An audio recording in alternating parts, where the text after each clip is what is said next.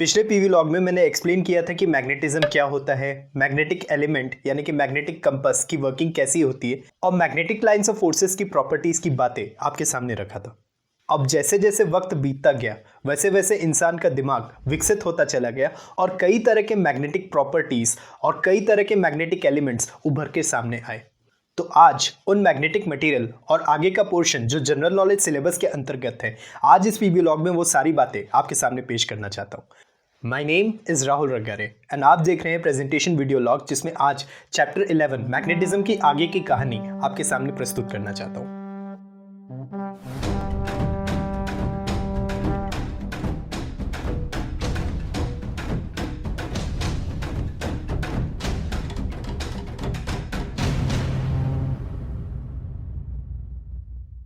जो लोग इस चैनल पर नए हैं एंड इस वीडियो को पहली बार देख रहे हैं, मेरी उनसे विनम्र विनती है कि मैग्नेटिज्म के पहले हिस्से को आप जरूर से देखें, तभी आपको इस चैप्टर के आज के हिस्से को समझने में थोड़ी सी मदद मिलेगी।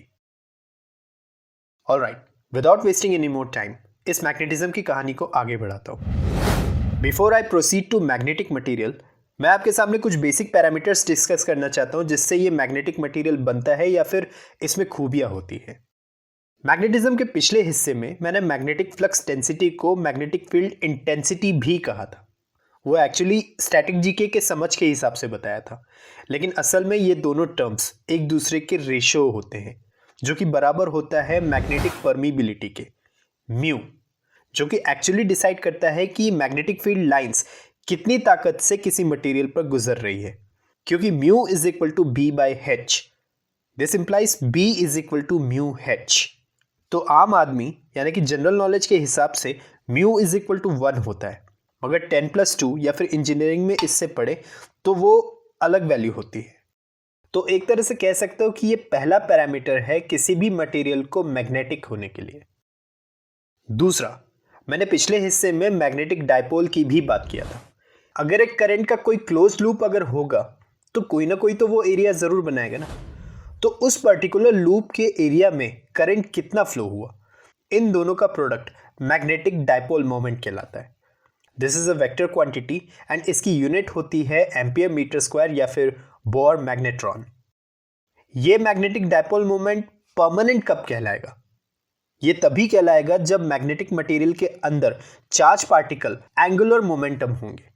जैसे पृथ्वी सूरज की ओर एलिप्टिकल गोल चक्कर लगाता है, सैटेलाइट पृथ्वी की ओर एलिप्टिकल गोल चक्कर लगाता है और इलेक्ट्रॉन्स न्यूक्लियस की ओर इलेक्ट्रॉन गोल चक्कर लगाता है, ठीक उसी तरह से इस मैग्नेटिक मटेरियल में भी इसके अंदर के डायपोल्स एंगुलर मोमेंटम होंगे। तो ये एंगुलर मोमेंटम जो है वो 3 तरह के हो सकते हैं।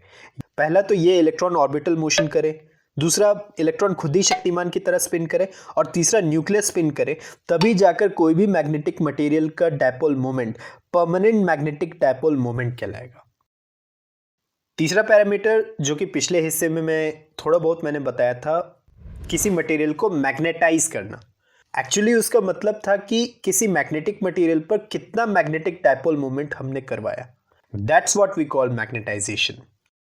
इस magnetic flux density and magnetisation का रिलेशन किसी मैग्नेटिक मटेरियल की बाहरी मैग्नेटिक ताकत से कितना असर दिखाएगी, इसका स्टेटस मैग्नेटिक ससेप्टिबिलिटी से जानने को मिलता है। सो मैग्नेटिक फील्ड के प्रेजेंस में वो मटेरियल कितना मैग्नेटाइज हुआ, that's rate is known as magnetic susceptibility, psi m. Therefore psi m is equal to m by h and correspondingly m is equal to psi m h. इस psi m की कोई जो है वो unit नहीं होती है। इसका नेगेटिव या पॉजिटिव साइन होना ये इशारा करता है कि वो मैग्नेटिक मटेरियल रिपेल होगा कि नहीं या अट्रैक्ट होगा कि नहीं। इसकी वजह से किसी मैग्नेटिक मटेरियल को जानने को मिलता है। तो ये जो 3 टर्म मैंने बताया, ये भले ही जनरल नॉलेज के सिलेबस में नहीं है, लेकिन अगर मैं इसे एक्सप्लेन नहीं करता तो आप सबके सामने ये चीज़ जो है वो आधी अधूरी बात हो जाती। That is why I had to explain this all things. तो ये जो 3 बेसिक पैरामीटर्स आपके सामने मैंने बताए, अब इस चीज़ को मैग्नेटिक मटेरियल में जानने को मिलेगा। तो यहाँ से अब मैं आपके सामने मैग्नेटिक मटेरियल्स की कहानी आपके सामने पेश करता हूँ। पहला होता है डायमैग्नेटिक मटेरियल। ऐसे मटेरियल को मैग्नेटिक फील्ड के सामने अगर रखें तो इसमें magnetic lines of forces material से नहीं गुजरती है। इस फिगर को गौर से देखिए, ये जो मैंने स्फीयर बनाया है ये एक तरह से मान लीजिए कोई मैग्नेटिक मटेरियल है, मैं जस्ट डेमोस्ट्रेट कर रहा हूँ कि कब ये मटेरियल जो है वो डायमैग्नेटिक होगा। अब ये जो येलो कलर की मैंने जो आपके सामने मैग्नेटिक लाइंस ऑफ फोर्सेस मैंने बनाया है, ये जो नीचे से ऊपर जो जा रही है, अब इस वेव में अगर मान लीजिए डायमैग्नेटिक मटेरियल को रख देते हैं तो ध्यान से देखिए कि इसे भेद नहीं रही है वो मैग्नेटिक लाइंस ये सामने रखे मटेरियल से जाने के बजाय कहीं और डायरेक्शन से गुजर रही है। उस मटेरियल को भेद कर नहीं जा रही है मैग्नेटिक लाइंस। इसका मतलब मटेरियल ने इस मैग्नेटिक फील्ड लाइंस को रिपेल कर दिया। दैट मीन्स ये मटेरियल मैग्नेटाइज नहीं हुआ, बल्कि उसके अंदर अपनी ही मैग्नेटिक फील्ड था। इसका मतलब ये हुआ कि इस मटेरियल का मैग्नेटाइजेशन नेगेटिव पर है। मैग्नेटाइजेशन नेगेटिव पर है, इसका मतलब ये हुआ कि ऐसे मटेरियल की ससेप्टिबिलिटी एंड रिलेटिव परमिबिलिटी भी एक से कम होगी। ऐसे मटेरियल की एक और खासियत है कि टेम्परेचर को जितना भी ऊपर नीचे हम करें, किसी भी टेम्परेचर पर अगर रखते हैं इस डायमैग्नेटिक मटेरियल को, तो इस मटेरियल की कोई भी प्रॉपर्टी लूज नहीं करेगी, क्योंकि ऐसे मटेरियल में परमानेंट मैग्नेटिक डायपोल्स नहीं होते। डायमैग्नेटिक मटेरियल्स के एग्जाम्पल की बात करूँ तो bismuth, antimony, gold, quartz element आते हैं। एंड इसी से ही जो है वो सुपर कंडक्टर का निर्माण होता है। सुपर कंडक्टर्स डायमैग्नेटिक मटेरियल का जीता जागता उदाहरण है। दूसरा होता है पैरामैग्नेटिक मटेरियल। अब इसमें परमानेंट मैग्नेटिक डायपोल्स की मौजूदगी होती है और ये डायपोल्स रैंडम डायरेक्शन पर इधर उधर होते हैं, जिसके कारण मैग्नेटाइजेशन ऐसे मटेरियल का बहुत कमजोर होता है। बोले तो ज्यादा अच्छे से किसी मैग्नेटिक मटेरियल पर चिपक नहीं पाते। इसीलिए इस मटेरियल की ससेप्टिबिलिटी और रिलेटिव परमेबिलिटी एक से थोड़ा सा ज्यादा होती है। ऐसा नहीं है कि ये मटेरियल बिल्कुल भी अट्रैक्ट नहीं होते, अट्रैक्ट होते हैं मगर कमजोर तरीके से, बशर्ते इस पैरामैग्नेटिक मटेरियल को क्यूरी टेम्परेचर के अंतर्गत ही रखे तो। क्योंकि अगर इस मटेरियल को क्यूरी टेम्परेचर से ज़्यादा अगर हीट किया तो ये मटेरियल अपनी मैग्नेटाइज होने की काबिलियत को खो देगा और वो एक तरह से डायमैग्नेटिक मटेरियल की तरह बर्ताव करेगा।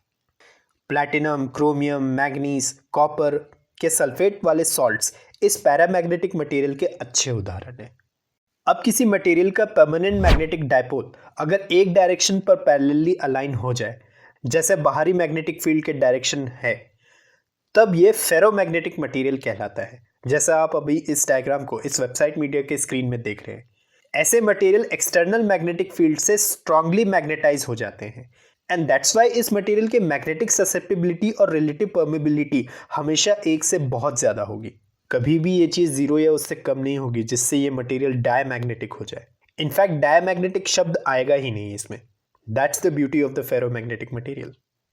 क्यूरी टेम्परेचर का यहाँ भी लेना देना है, बट यहाँ पर स्टिल ये मैग्नेट अपनी मैग्नेटाइज होने की खूबी नहीं लूज करेगा। वो स्टिल भले ही कमजोर तरीके से अट्रैक्ट होगा, लेकिन होगा जरूर। सो ये मटेरियल पैरामैग्नेटिक मटेरियल की तरह बर्ताव करेगा। आयरन, कोबाल्ट, निकल एक्सेट्रा, ये सब इस फेरोमैग्नेटिक मटेरियल के अच्छे उदाहरण हैं। दो और तरह के मैग्नेटिक मटेरियल होते हैं, एंटी फेरोमैग्नेटिक मटेरियल और फेरीमैग्नेटिक मटेरियल, जिसे हम इंजीनियरिंग में फेराइट्स कहते हैं, जिसे इंजीनियरिंग और साइंस स्ट्रीम में एज अ मटेरियल साइंस के सब्जेक्ट में पढ़ा जाता है, which I don't want to discuss anything here. तो जितनी भी तीन मैग्नेटिक मटेरियल की चीज़ मैंने आपके सामने प्रेजेंट की है, इतनी बातें जनरल नॉलेज के हिसाब से काफ़ी है। सो आई होप आपको समझ में आ गया होगा कि ये मैग्नेटिक मटेरियल्स क्या होते हैं। आगे बढ़ते हैं। Now I want to discuss something about the basics of magnetic maps over here. इस अगले पोर्शन को समझने के लिए मुझे आपके सामने फिर से वही अर्थ का गोला का स्ट्रक्चर आपके सामने पेश करना होगा, जिसे मैंने space view of the earth, gravitation के चैप्टर और मैग्नेटिज्म पार्ट 1 के पीवी लॉग में आपके सामने प्रस्तुत किया था। तो ये maximum terminologies magnetic and geographic north pole and south poles बताया था। और ये क्यों हो रहे हैं? ये अर्थ के घूमने वाले बिहेवियर के कारण हो रहे हैं। तो एक तरह से देखा जाए तो ये सारी टर्मिनोलॉजीज पृथ्वी के टेरेस्ट्रियल मैग्नेटिज्म की कहानी बयां करती है। मैं चाहता हूं कि आप सब जो पृथ्वी का डायग्राम मैंने बताया था, आप इस फिगर को फिर से देखिए। ये जो मैंने ग्रीन लाइन, ये ज्योग्राफिक पोल्स को ज्वाइन करने वाला लाइन सेगमेंट जो मैंने बताया था, ये ज्योग्राफिक मेरिडियन कहलाएगा। एंड ये red line segment, magnetic poles को ज्वाइन करने वाला लाइन सेगमेंट, ये मैग्नेटिक मेरिडियन कहलाता है। यहां पर मैं मेरिडियंस कह रहा हूं। मेरिडियंस आपको कैसे दिख रहा है? आप कहेंगे कि ये चीज़ जो है वो स्ट्रेट लाइन की तरह दिख रहा है क्योंकि मैं ऐसा दिखा रहा हूँ, और ऐसी चीज़ आपको जो है वो पॉलिटिकल मैप और फिजिकल मैप में ऐसी चीज़ें जो है वो दिखाई देती है।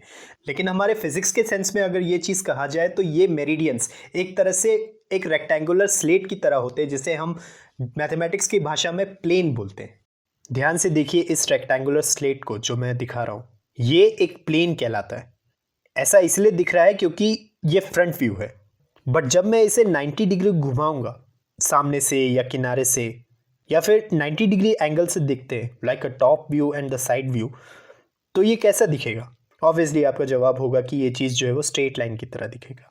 तो अगर मैं इस डायग्राम को 90 डिग्री एक्स एक्सिस में घुमाऊं तो ये मेरिडियंस आपको ऐसा देखने को मिलेगा, या फिर ऐसा एक्सपेक्ट कर सकते हैं। सेम वही रेड बॉर्डर्स पर ये मैग्नेटिक मेरिडियन का प्लेन है, ग्रीन डॉटेड बॉर्डर का ये ज्योग्राफिक मेरिडियन है, एंड सेम वही जो बार मैग्नेट मैंने आसमान में लटकाया था, फ्रीली सस्पेंड मैंने किया था, वो स्ट्रेट अलॉन्ग जो है वो मैग्नेटिक मेरिडियन के पैरेलल हॉरिजॉन्टल आ जाएगा। इस पीवी लॉग में समझाने के लिए थोड़ी देर के लिए मैं इस बार मैग्नेट को ट्रांसपेरेंट में कर रहा हूँ। तो जब ये बार मैग्नेट हॉरिजॉन्टल होगा तो इस मैग्नेटिक मेरिडियन में ये चीज़ पृथ्वी के किसी जगह पर खड़े होकर ऐसी स्थिति आए, टेकिंग दैट कंडीशन, इस मैग्नेटिक मेरिडियन और ज्योग्राफिक मेरिडियन के बीच कितना एक्यूट एंगल बना, इसे एंगल ऑफ डेक्लिनेशन या फिर सिंपली डेक्लिनेशन कहते हैं। मैं इसे थीटा से डिनोट कर रहा हूँ।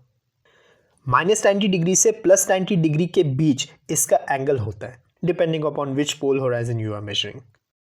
इस डेक्लिनेशन एंगल को मद्देनजर रखते हुए मान लीजिए पृथ्वी में कोई दो जगह आप खड़े हैं। इन दोनों जगह पर अगर एक जैसा डेक्लिनेशन आया तो इन दोनों की जगह रूपी पॉइंट्स को ज्वाइन करने वाला स्ट्रेट लाइन आइसोगोनिक लाइन कहलाती है। लेकिन अगर इन दोनों पॉइंट्स पर डेक्लाइन एंगल 0 हो जाए तो इसको ज्वाइन करने वाला स्ट्रेट लाइन एगोनिक लाइन कहलाएगी। नाउ इस मेरिडियन फिगर में अगर इस सस्पेंडेड बार मैग्नेट की पोजीशन हॉरिजॉन्टल मैग्नेटिक मेरिडियन के अलावा कहीं और हो, मान लीजिए उसी मैग्नेटिक मेरिडियन से कुछ एंगल टिल्ट हो गया, तो इस टिल्टेड एंगल को एंगल ऑफ इंक्लिनेशन या फिर एंगल डिप या फिर सिंपली डिप कहा जाता है। मैं इसे अल्फा से डिनोट कर रहा हूँ। ये एंगल डिप पोल वाले रीजन में 90 डिग्रीज होता है और इक्वेटर वाले इलाकों में ये 0 डिग्री होता है। -90 डिग्री से +90 डिग्री के बीच इसका एंगल होता है, depending upon which pole region you are measuring. इस एंगल डिप को मद्देनजर रखते हुए मान लीजिए पृथ्वी के किसी दो जगह पर या दोनों पॉइंट्स पर अगर एक जैसा इंक्लिनेशन या डिप आया तो इन दोनों पॉइंट्स को ज्वाइन करने वाली रेखा यानी स्ट्रेट लाइन आइसोक्लिनिक लाइन कहलाती है। बट अगर इन दोनों पॉइंट्स पर डीप एंगल 0 है तो वो स्ट्रेट लाइन एक्लिनिक लाइन कहलाएगी। एक टर्म और होता है कि कोई चीज या कंपोनेंट मैग्नेटिक फील्ड के हॉरिजॉन्टल हो जाती है मैग्नेटिक मेरिडियन के, तो वो कंपोनेंट अर्थ के मैग्नेटिक फील्ड का हॉरिजॉन्टल कंपोनेंट कहलाएगा। Horizontal component of the earth magnetic field BH। इसकी यूनिट वैसी ही है जैसे मैग्नेटिक फ्लक्स डेंसिटी की होती है, टेस्ला या फिर गॉस। इस चीज को मद्देनजर रखते हुए पृथ्वी के किन्हीं दो पॉइंट्स पर अगर हॉरिजॉन्टल कंपोनेंट BH की वैल्यू एक जैसी है तो इन दोनों पॉइंट्स को जोड़ने वाली स्ट्रेट लाइन आइसोडायनेमिक लाइन कहलाएगी। तो ये चीज और इनके अलावा और भी तरह के टर्म्स होते हैं, इनका ध्यान में रखते हुए मैग्नेटिक मैप्स और टेरेन्स का निर्माण किया जाता है। तो ये रहा चैप्टर 11, दो हिस्सों में मैग्नेटिज्म की जनरल नॉलेज सिलेबस के हिसाब से संक्षेप में कहानी। किसी ने सही कहा है और एक तरह से वैलिड पॉइंट भी मैं समझता हूँ कि अगर मान लीजिए खुशी और अच्छी चीज़ फैलाओगे तो पॉजिटिव अट्रैक्शन आपको ज़रूर मिलेगा। इसीलिए कोई भी सही काम अगर आप कर रहे हैं तो पूरी शिद्दत और ईमानदारी से कीजिए। हो सकता है कि आपको इस पे फाइनल रिजल्ट आपको ना मिले, लेकिन लोगों को कहीं ना कहीं ये ज़रूर महसूस होगा कि ये बंदा कुछ ना कुछ तो अच्छा काम कर रहा है, और हो सकता है कि आप इसमें कहीं ना कहीं आप जो है वो जीत अर्जित ज़रूर कर लें। आज के लिए मेरी तरफ से इतना ही। मुझे उम्मीद है कि आपको ये सेशन पसंद आया होगा। अगर पसंद आया तो प्लीज़ इस वीडियो को लाइक कीजिए, शेयर कीजिए, और मेरे चैनल की रीच बढ़ाने के लिए और इस तरह के वीडियो आपको अच्छे लगते हैं तो प्लीज़ इस चैनल को सब्सक्राइब कीजिए। और हाँ, सोशल नेटवर्किंग वेबसाइट आपके लिए है। बीइंग एज अ क्रिएटर और एज अ व्यूअर जिम्मेदारी से इसका इस्तेमाल कीजिए, खुशियाँ फैलाइए, अफवाह नहीं। This was Rahul Rangare. Thank you very much for watching this video. Have a nice day.